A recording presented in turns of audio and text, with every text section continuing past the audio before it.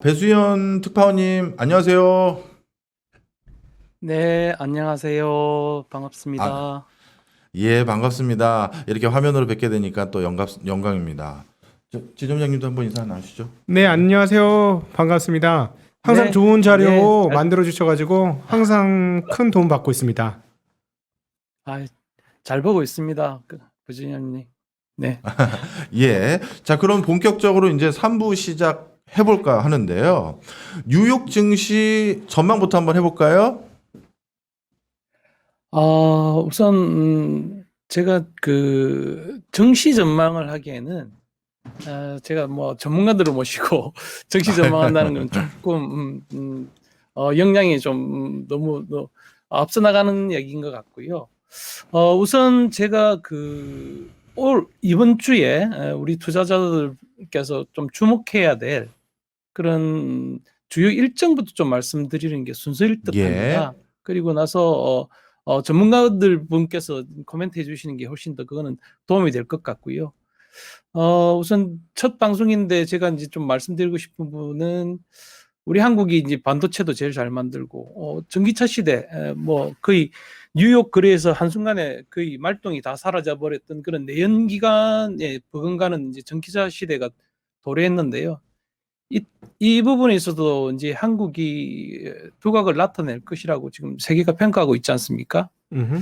그래서 지금 금융에서도 저는 우리 한국이 아주 독창성을 발휘해서 세계적인 수준에 오를 것이라고 기대합니다. 작은 힘이라도 보태도록 하겠습니다. 알겠습니다. 우선 네네네. 자, 그러면 첫 우선 번째 제가 지금 질문부터 네네네. 한번 해볼까요? 네네. 네. 주초에 바이든 미국 대통령과 셀리무어 캐피토 공화당 상원의원 간의 인프라 협상에 진행 중이었다고 네네. 들었는데요. 어떤 논의들이 네. 오갈까요? 결론은 나올 수 있을지도 궁금합니다. 네, 우선 이제 제가 뭐 과문하지만 제가 느끼기에는 큰 바람의 방향이 바뀌고 있는 게 아닌가 하는 생각이 좀 듭니다. 지금 다들 아시다시피 바이든 대통령이 지금 제안하고 있는 인플라 계획이라든지 가진 계획이라든지 이런 부분은 정말 우리나라 같았으면 뭐 무자비한 정세를 바탕으로 퍼주기 뭐 무상복지 뭐 자파라는 이야기를 들어도 충분할 정도로 지금 엄청난 변화를 지금 예고하고 있는데요. 음, 어, 여태까지 발표된 내용으로만 보면 통과될지 여부는 아직까지 미정이지만 큰 얼개는 유럽식 복지국가를 향하고 있는 게 분명해 보입니다. 어, 양극화로 너무 가난해진 미국의 하위계층을 구제하기 위한 사회 안전망을 구축하겠다는 내용이 사실상 큰 얼개인데요.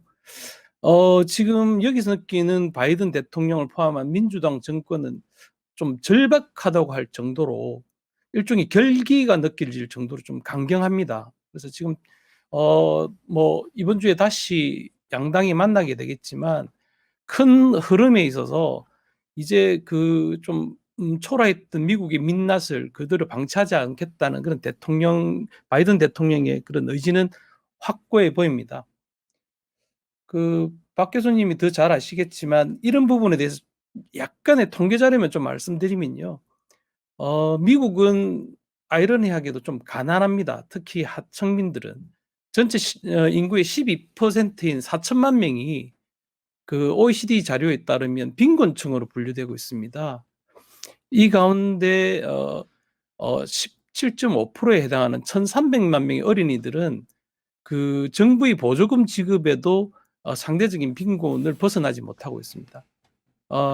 이 같은 기준으로 봤을 때 북유럽 복지국가인 핀란드는 그 비중이 3.6%에 불과하고요. 이런 부분을 더 이상 이제 방치하지 않겠다 하는 게 큰 흐름인 것 같습니다. 그래서 이 부분을 좀 주목해야 앞으로 미국의 변화 그리고 자본주의 진영의 변화가 큰 얼개가 좀 보이지 않을까 하는 그런 생각을 좀 갖고 있습니다. 페트카운님, 어, 네네. 네, 질문 하나 드릴게요. 네네, 지금 말씀하십시오. 공화당에서 이야기하고 있는 게 아직 1조 달러에 조금 못 미치는데 반면에 민주당은 1조대 후반이에요. 낮추고는 있지만 그렇다면 특파원님 말씀에 따르면 민주당이 쉽게 많이 안 내릴 수도 있다라는 얘기일까요? 네, 그 부분은 뭐 지금 미국 정치권의 협상의 결과에 따라서 달라지겠지만 방금 말씀드렸다시피 큰 을개가 더 이상은 이렇게 신자유주의에 바탕한 그런 그동안의 그런 논의는 이미 이 과거가 됐다는 부분을 주목할 필요가 있을 것 같습니다. 잘 아시겠지만 여태까지 이 코비드 19 앞에 직전까지도 우리는 신자유주의를 맹신해 왔습니다. 이미 잘 알려진 것처럼 그 40대 대통령인 미국 그 로널드 레이건 그 대통령이 레이거노믹스로 지칭되는 신자유주의를 도입한 이후에 이른바 트리클 다운, 부자가 돈을 많이 벌면 그 부가 밑으로 내려가서 밑바닥도 좀 따뜻해질 것이라는 그런 논의가 있었는데요. 이게 전부 다 그 통계학적으로 보면, 지표로 보면 효과가 없다는 게 지금 그 자본주의 진영의 반성인 것 같습니다. 그래서 지금 그 부분은 그러니까 이제는 더 이상 이제 트리클 다운 운운하지 않겠다 하는 게 큰 얼갱인 것 같고요. 거기서 이제 그 규모는 약간 조정이 가능하겠지만 부유층의 그 증세를 통해서 이제는 좀 부를 좀 고르겠다 하는 그런 의지는 아주 확고해 보이고요. 이런 부분은 아마 그 기억하시겠지만 지난해 대선에도 출마했던 엘리자베스 워런 민주당 상원 의원의 주장이 상당 부분 반영된 결과로 보이는 부분이 있습니다. 그분과 함께 그 같이 연구를 했었던 버클리 그 주크만 교수의 주장에 따르면 미국의 400명, 그러니까 상위 400명이 부유하고 있는 부가 한 3달러 정도를 갖고 있다면 하위 1억 5천만 명이 갖고 있는 부를 다 합쳐봐야 2달러에 불과하다는 겁니다. 이런 양극화를 놔두고는 더 이상 미국이 자본주의 진영의 그 본진 역할을 하지 못할 것 같다 하는 그런 절박함이 지금 묻어 있는 것 같습니다. 그래서 그 부유층의 증세를 통한 중저소득층의 그런 소득 이전 효과, 이 부분에 대한 의지는 아주 확고한 것 같습니다. 특파원님, 그러면 또 질문 하나 드리겠는데요. 네네. 그 지금 그 미국에서 법인세 최저 세율을 15%로 가지고 가자 그러고, 그다음에 옐런 재무장관이 그것을 미국뿐만 아니라 여러 나라에서 같이 하자. 그래서 예전에 이제 조세 회피 지역까지도 최저 15% 법인세율을 도입하자라는 이야기가 나누어지고 있잖아요. 근데 실제로 그렇게 돼서 그것이 실행되게 될 경우에는 실질적인 실효세율로 따지면 적지 않은 세금 폭이 될 것으로 예상이 되고, 그렇다면 기업들의 EPS에 상당히 큰 영향을 미칠 것 같다고 생각이 되어지는데, 이 부분들 공화당이 그냥 호락호락 받을 것 같지도 않은데 이게 과연 진행이 될까요? 네, 저도 그렇게 뭐 지금 생각은 됩니다만 앞서 말씀드렸다시피 지금 바람의 방향이 바뀌고 있는 것 같습니다. 지금 G7 재무장관들이 공동 성명, 이른바 커뮤니케를 통해서 글로벌 최저 법인세율을 15%로 두기로 합의했지 않습니까? 지난 주말에. 네. 그래서 지금 이게 이제 그 글로벌 최저 법인세율이 이제 물꼬가 트였습니다. 이게 어떤 의미냐 하면 저는 개인적으로 그렇게 봅니다. 이건 엄청난 합의다. 더 이상 법인세율 인하 경쟁을 통해서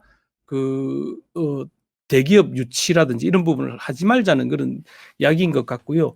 앞서 말씀드린 것과 비슷한 맥락이라면 이제는 신자유주의는 더 이상 유효하지 않다라고 하는 데 대한 그런 G7 선진국가들이 합의가 이루어진 게 아닌가. 저는 그래서 조금 너무 좀 크게 보는지는 몰라도 지난 주말에 있었던 G7 재무장관들의 커뮤니케가 상당한 의미가 있었다고 보고 있습니다. 그래서 지금 공화당이 지금 상당히 많이 뭐 강경하겠지만 민주당도 그만큼 절박하다는 부분을 좀 눈여겨봐야 될 것 같습니다. 네, 알겠습니다. 그리고 이번 주에는 10일에 그 중요한 발표가 있죠. 바로 소비자 물가 지표가 발표되는데요. 지난 4월에는 4.2%가 올라 시장을 놀라게 한 바가 있습니다. 그 특파원님, 저기 5월에는 어느 정도 예상하고 있나요? 현지에서는요? 예, 월가에서는 지금 올 CPI가 지난해 같은 기간보다 한 4.7% 정도 오를 것으로 보고 있습니다.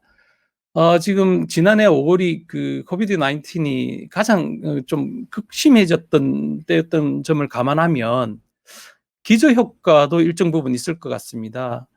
근데 여기서 조금 더 주목해야 될 부분은 흔히들 잘 알고 계시듯이 지금 에너지하고 식품 가격을 제외한 그는 CPI를 좀 더 주목해야 될 것 같습니다. 이것도 이번에는 한 3.4% 오를 것이다라고 지금 보고 있는데요. 지금 여태까지 연준이 그 테이퍼링을 아직까지는 할 때가 아니다. 인플레이션은 일시적인 현상일 수 있다라고 했던 가장 큰 그 이론적 배경이나 그 논리적 근거는 뭐였냐면 부진한 고용 부분이었습니다. 지난주에도 뭐 다들 아시다시피 비농업 부분 신규 고용이 시장 전망치를 밑돌면서 금융시장이 요동을 쳤습니다. 앞서 뭐 패널 분께서도 말씀하셨는데 신규 고용이 부진했는데도 오히려 긍정적인 소식을 받아들였습니다. 왜냐하면 이게 연준의 테이퍼링이나 긴축 기조 전환을 더 더디게 할 것이라는 기대가 일기 때문이었는데요. 그래서 CPI가 앞으로도 더 중요해질 것 같습니다. 가장 중요한 지표 가운데 하나가 CPI가 될 것 같고요. 이 부분을 둘러싼 전문가들의 논쟁도 상당히 뜨겁고 약간은 재밌는 양상으로 진행되고 있습니다. 다들 아시다시피 그 레리 서머스 전 미국 재무장관 다들 뭐 기억하고 계실 텐데요. 이분은 정말 그 가문으로 봐서도 경제학에 있어서는 거의 뭐 최고봉이 아닐까라고 보고 있는데 이분이 지금 제롬 파월 의장을 비롯한 연준 관계자들이 인플레이션을 너무 과소평가하고 있다라고 지금 연일 목소리를 높이고 있고요.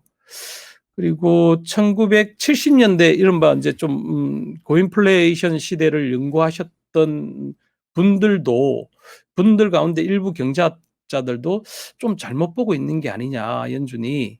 이런 시각을 가지신 분들도 있습니다. 뭐 프린스턴 대학 조너슨 해절 교수라든지 이런 분들은 실업률하고 인플레이션 상관관계가 70년대 그 실증 분석을 해보니까 그렇게 높지 않았다. 라고 이야기를 해왔었고요. 지금 실제로 지금 중요한 것은 지금 수요 견인 효과를 지금 연준이 너무 무시하는 것 아닌가 하는 부분에 대한 논쟁이 지금 미국에서 좀 일고 있는 것 같습니다. 이 부분이 어떻게 전개될지는 좀 더 지켜봐야 될 것 같은데요. 개인적으로 한 가지 좀 제가 좀 주목하고 있는 부분은 미국 가계가 이번 코비드 19 때 그 손실을 본 경제 규모가 한 4,900억 달러라고 지금 집계되고 있습니다. 네. 그런데 지난 3월 기준으로 그 정부의 이전 수지가 가계 지원된 게 1조 3천억 달러에 이르고요. 그 이후에도 또 이제 추가 재정 부양책이 있었기 때문에 일부 전문가는 한 2조 1천억 달러에 이를 것으로 보고 있습니다.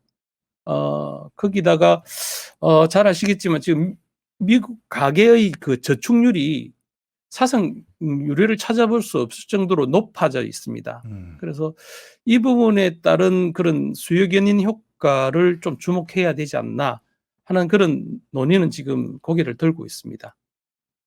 알겠습니다. 10일 날 있을 그 소비자 물가 지표 발표뿐만 아니라 전반적으로 미국의 오피니언 리더들이 물가에 대해서 지금 어떤 논쟁 아니면 어떤 전망들을 하고 있는지를 아주 소상하게 알려주셨는데요.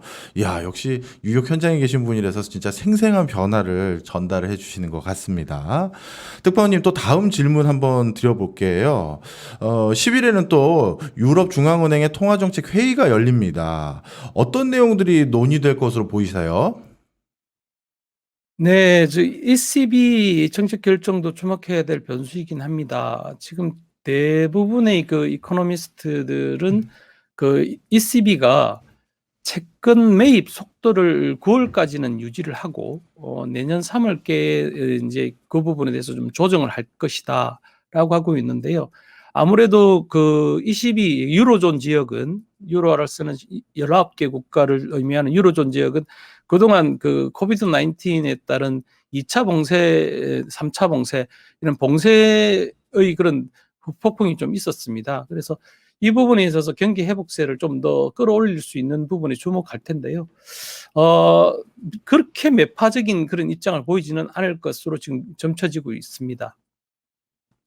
네, 교수님, 특파원님, 저기 네네. 오늘 오전에 타전된 뉴스를 보면 옐런 재무장관의 네네. 했던 얘기가 등장하고 있어요. 그래서 지금 사실은 한국 오전장에도 그것 때문에 깜짝 놀랐었는데요.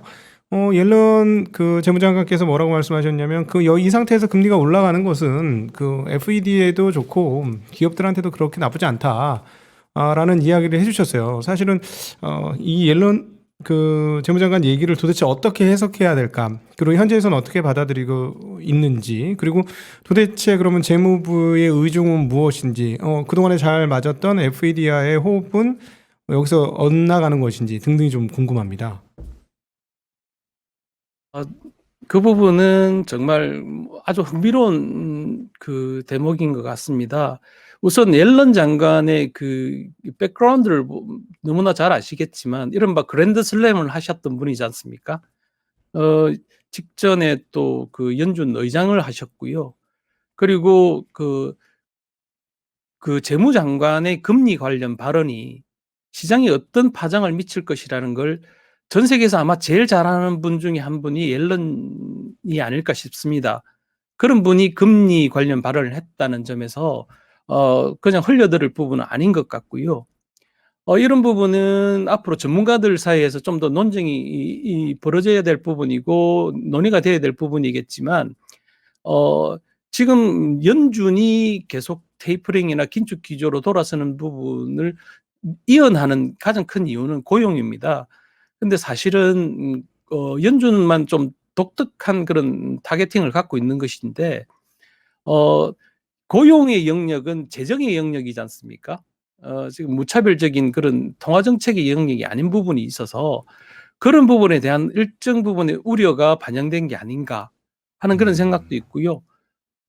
지금 앞서 말씀드린 것처럼 수요 견인 효과의 인플레이션이 생각보다 좀 가파른 거 아닌가 이런 부분에 대해서 통계 자료를 미리 볼 수 있는 옐런이 일종의 시그널을 준 게 아닌가 하는 그런 시각도 있는 것 같습니다. 이건 조금 더 월가에서 나오는 시각을 좀 더 분석하고 최신 내용으로 업데이트되면 고국인 투자자들한테 전해드리도록 하겠습니다. 아니, 그러면 이게 지금 FED하고 재무부하고 입장이 바뀐 꼴 아닙니까? 이게 사실은 그렇게 FED에서는 매파적으로 가야 되는 게 일반적일 수도 있고, 그럼에도 불구하고 재무부에서는 아니다, 돈 더 풀어야 된다, 지금 더 완화적으로 가야 된다, 이렇게 얘기하는 게 정상적인 뭐라 그럴까 일종의 시츄에이션이라고 보여지는데 전혀 방향성이 네네. 달라서 그냥 말 실수한 거 아닌가 하는 생각도 좀 들었었거든요. 그거 제가 아닐 수 있다라는 얘기시죠? 그러니까 이게 그러니까 너무 큰 의미로 확대 해석할 필요는 없을 것 같기도 하고요. 지금 근데 일단 옐런 장관이 금리 발언이 어떤 부분인지를 그전에도 한번 했었지 않습니까? 그 해프닝이 한번 있었습니다. 네, 지난달에도. 있었죠. 네, 있었는데 지금 옐런 장관이 다시 이야기를 한다는 것 자체는 여태까지의 그런 너무 강경한 초완화적인 기조 그리고 지금 연준 내부에서도 약간의 변화가 지금 감지되고 있습니다. 캐플런 연은 총재 등 일부 주자들이 매파를 주장한 게 아니라 다른 그동안 비둘기파적인 입장을 가졌던 분들도 이제는 논의는 시작해야 되는 것 아니냐 하는 분위기 쪽으로 지금 약간은 변하고 있거든요. 그러니까 그런 부분에 대해서 사전적으로 아마 좀 옐런이 메시지를 좀 주고 있는 것 아닌가 하는 그런 건 저 개인적인 생각입니다. 왜냐하면 옐런이 연준 의장을 그동안 너무나 잘 수행해왔고 이런 발언의 파장이 금융시장에 어떻게 미칠지는 너무 잘 알고 있는 분이라는 점에서 저는 일종의 의도된 실수 아닌가 이렇게 지금 짐작만 하고 있을 뿐입니다. 의도된 실수라고 하면 연준하고도 사전에 좀 조율 아니면 의견 교환이 됐다 이렇게 보시는 건가요? 거기까지는 제가 잘 모르겠고요. 그 부분은 아마 저희 패널 중에서도 그 연준의 내부 사정을 너무 잘 아시는 분들이 많이 있으실 겁니다. 특히 연준에서 근무하셨던 분도 제가 예전에 프로그램을 많이 봤는데요. 그 부분은 그쪽 전문가들한테 여쭤보는 게 좋을 것 같고 네, 언론을 통해서 진단이 되는 부분이 있으면 실시간으로 바로바로 전달해 드리도록 하겠습니다. 알겠습니다. 예, 특파님, 그 최근에 보면 좀 재미난 네네. 현상이 앞서 잠깐 말씀을 하셨습니다만은 그 연준 인사들이 로버트 카플란부터 시작해서 한 명 한 명 매파로 넘어가는 듯한 모습을 보여주고 있어요. 이제 한 3명째 정도가 매파로 넘어간 모습 확인할 수가 있는데요. 그동안에 이제 파월 의장이 했던 얘기가 뭐냐면 우리 테이퍼링 하기 전에 훨씬 더 전에 시그널을 너희들한테 보여줄 거야 라고 과거에 얘기했었는데요. 이거를 일종의 시그널로 봐도 될까요? 이렇게 한 명 한 명 비둘기에서 매파로 넘어오는 이런 과정들 말이죠. 겠지만 그 통화 정책이라는 건 큰 그 배가 지금 항로를 변경하는 것과 유사하지 않습니까? 한꺼번에 그 변침을 하게 되면 배가 기울어질 수도 있어서 미리 금방 말씀하셨던 것처럼 시그널을 주는 것일 수도 있고요. 생각보다 앞서 말씀드린 것처럼 여태까지 인플레이션을 본 게 공급망에서 병목 현상에 따른 그 공급 요인, 코스트 푸시 차원에서 좀 많이 봤었는데 실제로 보면 그 수요 견인 효과도 좀 생각보다 좀 가파르게 올라오는 게 아닌가. 이런 부분에 대해서 연준 내부에서도 지표를 확인하고 재무부 쪽에서 지표를 확인하고 약간의 스탠스 변화를 주고 있는 것 아닌가 하는 생각은 듭니다. 근데 지금 아직까지는 외부적으로는 아주 강경합니다. 유연한 물가 목표제라는 걸 이미 지난해 그 제롬 파월 의장이 천명했지 않습니까? 그래서 상당 기간은 인플레이션이 높더라도 버텨내겠다는 게 연준의 확고한 의지인 것 같고요. 그에 따라서 지금 금융시장도 빅 랠리를 계속 펼쳐나가는 것 같습니다. 특파원님 하나 더 여쭤보겠습니다. 저는 이제 미국 시장 보면서 조금 의혹이 되는 부분 중에 하나가 미국의 채권 시장이에요. 그러니까 이렇게 지금 말씀하신 것처럼 수요 견인까지 얘기가 나올 정도로 인플레이션이 우려가 된다. 단순히 공급 병목에 의한 인플레이션이 아니고 수요까지 견인된 인플레이션이면 진짜 한마디로 말해서 찐 인플레이션이 오고 있는데 채권 시장은 왜 이렇습니까? 채권 시장은 연준이 했던 얘기를 그냥 100% 순수하게 다 받아들여서 연준은 절대 금리 인상을 안 할 것이고 현재 낮은 금리 상황들을 유지시켜 줄 것이라는 확고한 믿음이 있지 않고서야 어떻게 이렇게 10년물 채권 기준으로 강한 모습을 보여주고 있느냐. 좀 신기하거든요. 미국 현지에서는 여기에 대해서 어떻게 얘기합니까? 예. 미국 현지에서는 그냥 뭐 단순 시향 쪽으로 지금 접근을 하고 있는데요. 저 개인적인 능력은 없죠. 개인적으로 보고 있는 부분은 좀 따로 있습니다. 잘 아시다시피 금방 말씀하셨기도 했고 채권 시장이 무너지면 흔들리면 금융시장의 모든 근간이 흔들리게 돼 있습니다. 채권 금리가 모든 자산의 할인율이기 때문인데요. 지금 채권 금리가 오르면 주식 시장도 큰 폭으로 흔들릴 테고요. 이렇게 지금 채권 금리가 낮게 유지되는 가장 큰 이유 중 하나는 연준에 대한 그런 확고한 믿음이 있기 때문인 것 같습니다. 인플레이션이 올라도 예컨대 연준이 끝까지 채권 시장에 뒷배를 봐줄 것이라는 그런 시장 참가자들의 믿음이 확고한 것 같습니다. 예컨대 아직 연준이 쓸 수 있는 카드는 많이 남아 있습니다. 일본이 지금 쓰고 있는 채권 수익률 곡선 통제 YCC라든지 오퍼레이션 트위스트라든지 지금 미국채 수익률이 상승했을 경우에 이를 바로잡거나 보조해 줄 수 있는 정책 수단은 아직 연준이 많이 갖고 있습니다. 그래서 인플레이션이 좀 오르더라도 제롬 파월 의장은 이를 통제할 수 있다고 거듭 강조하고 있는 거고요. 제가 봐도 채권 수익률이 오르게 됐을 경우에는 정말 글로벌 금융시장이 한바탕 요동을 칠 것 같습니다. 그래서 그런 의미 때문이라도 연준은 쉽게 채권 수익률 상승세를 용인할 것 같지는 않습니다. 그럼 특화원님, 저희 이제 투자자들 네. 입장에서는 한번 고려해보고 경계해봐야 될 사항 하나가 생각이 나는데, 그렇다면 실물 쪽에서의 인플레이션, 즉 소비자 물가 지수나 뭐 PCE 지수나 이런 것들이 굉장히 높게 올라감에도 불구하고 미국 채권 금리가 오래도록 이렇게 낮은 금리 상태를 유지하는 상태가 지속되는 것, 즉 실물 그 금리와 10년물 금리, 소위 말하는 YCC든 무슨 작용이든 해서 금리를 잡아놓는, 그래서 금리 격차가 엄청나게 벌어질 경우에는 일종의 하나 어떤 일이 쿵 하고 터졌을 때 견디기 힘든 충격을 받을 가능성도 놓여지겠네요. 왜냐하면 실물과 이론적인 이론가의 가격차가 너무 크게 나는 그런 개념이 발생을 하는 거니까요. 네, 뭐 저보다 훨씬 더 잘 아시겠지만 앞서 말씀드린 것처럼 모든 자산의 할인율은 금리이지 않습니까? 근데 이 금리가 자본주의 역사에서는 뭐 유례를 찾아볼 수 없을 정도로 낮게 지금 책정되어 있습니다. 심지어는 마이너스까지 가 있지 않습니까? 정책 금리의 경우. 지금 저희들이 처음에 우리 투자 수익률을 배울 때 미래의 기대 수익률을 현재의 가격으로 할인하는 현가, 그러니까 할인율을 적용할 때도 금리가 적용이 됩니다. 이게 분모 요인이지 않습니까? 이 분모가 그동안은 제로이거나 마이너스가 돼 있었던 상황입니다. 그래서 분자는 그대로 있더라도 현가가 훨씬 더 크게 보이는 그런 상황이 있었던 거죠. 그래서 사실은 여태까지의 그런 빅 랠리의 대부분은, 상당 부분은 사실은 연준을 비롯한 중앙은행의 그런 지원 사격이 있었기 때문에 가능한 부분도 상당 부분 있을 겁니다. 그래서 앞서 말씀하신 것처럼 앞으로는 금리 동향을 정말 예의주시해야 됩니다. 그의 앞단에 있는 경제 지표인 CPI나 고용을 주목해야 되는 이유도 바로 여기서 찾을 수 있을 것 같습니다. 네. 그다음에 이번 15, 16일에 열리는 FOMC를 앞두고 있는데요. 이번 주에 주목해야 될 인사들의 연설은 뭐가 있을까요?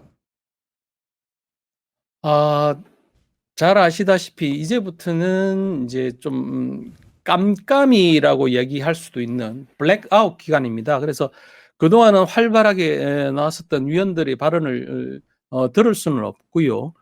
원래 이 FOMC 연방고객시장위원회 정례회의 돌입하기 한 10일 전부터는 관련 발언을 못하게 됐습니다. 6월 15일부터 16일 날 이제 FOMC가 이틀에 걸쳐서 열리는데요.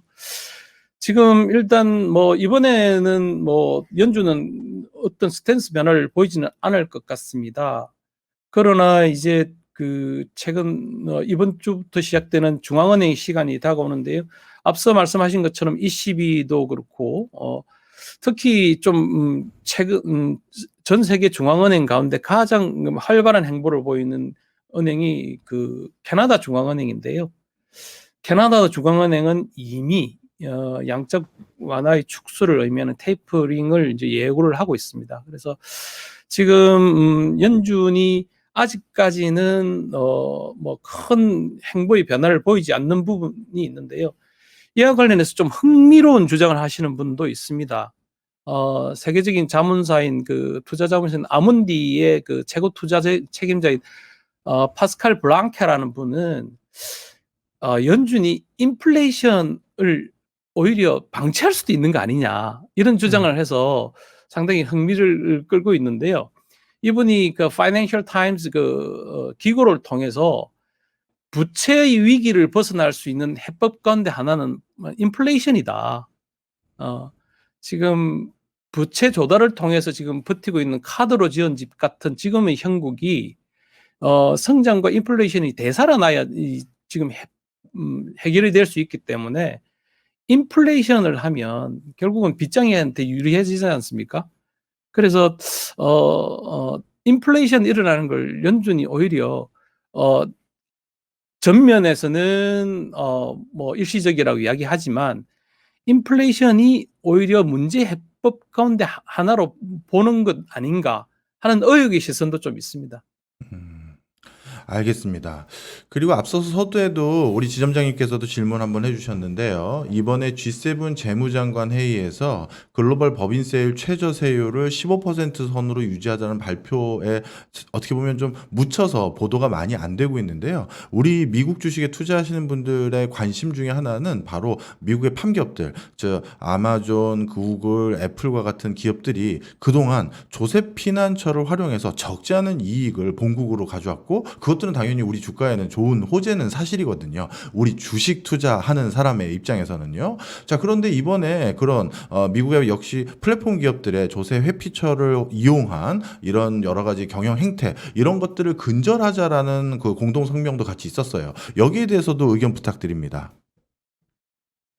네, 그래서 제가 앞서 말씀드린 게 바람의 방향이 바뀌고 있다는 부분을 우리가 좀 주목해야 되는 것 아닌가. 여태까지는 법인세율 바닥 경쟁을 통해서 어떻게든 기업을 유치하려고 했었는데요. 이제는 그게 아니다. 너무 과도한 그런 기업의 이윤 창출에 대해서는 정부가 적극적으로 개입을 해서 다시 세금으로 걷어들여서 정부의 책임을 다하겠다 하는 그런 합의가 아닌가 저는 그렇게 보고 있습니다. 그래서 앞서 말씀드린 것처럼 신자유주의가 이제는 대단 막을 내리는 게 아닌가. 지금 이 부분을 우리가 좀 더 주목해야 될 것 같습니다. 그래서 여태까지 밀턴 프리드먼이나 이런 통화주의자들이 주창해왔던 그런 시카고 학파들이 주창해왔던 그런 부분이 일단락되고요. 이제 케인즈식 그런 적극적인 재정 정책을 바탕으로 발전해왔던 그런 역사적인 함의를 가지고 시장을 볼 때가 아닌가 그렇게 지금 생각이 들고 있습니다. 그래서 이른바 케인즈주의가 적극적으로 개진됐을 때 정부가 적극적으로 관여했을 때 어떤 기업들이 이윤을 창출하고 어떻게 경제 지형이 변화됐는지에 대한 연구가 좀 뒤따라야 될 것 같습니다. 한 가지 좀 재밌는 현상 가운데 하나는요.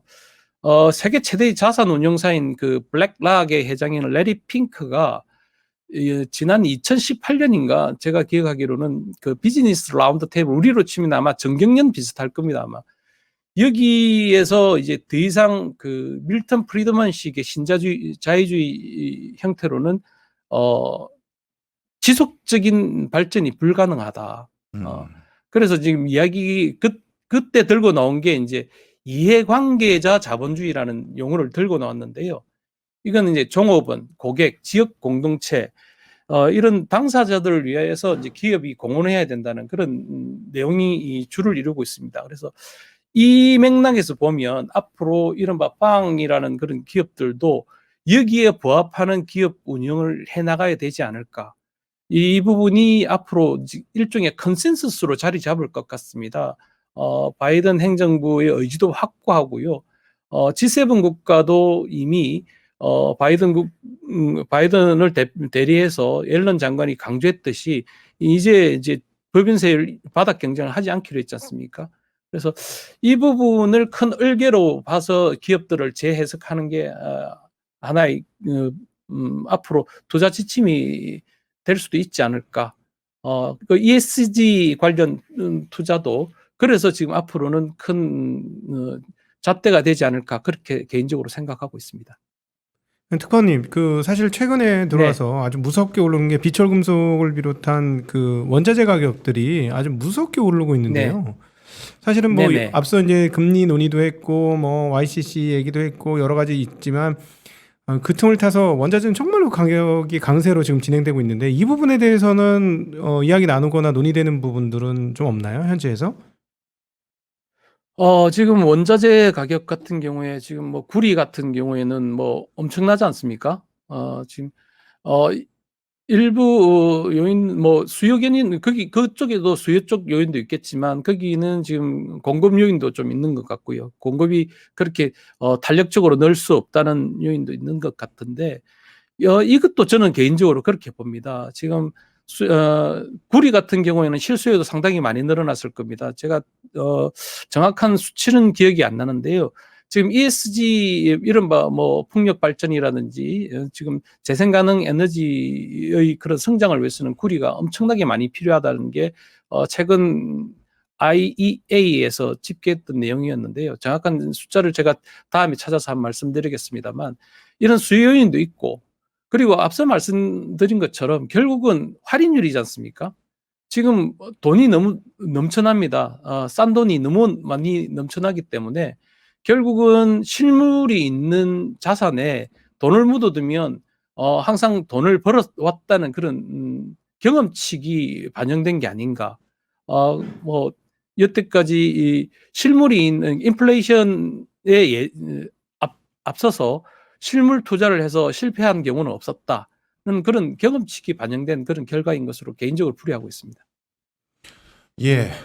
제가 요즘 투자하면서 옐런 재무장관이 발언 한 번 할 때마다 가슴이 철렁철렁 내려앉습니다. 이번 주 옐런 재무장관 뭐 인터뷰 일정 뭐 이런 것도 없어요?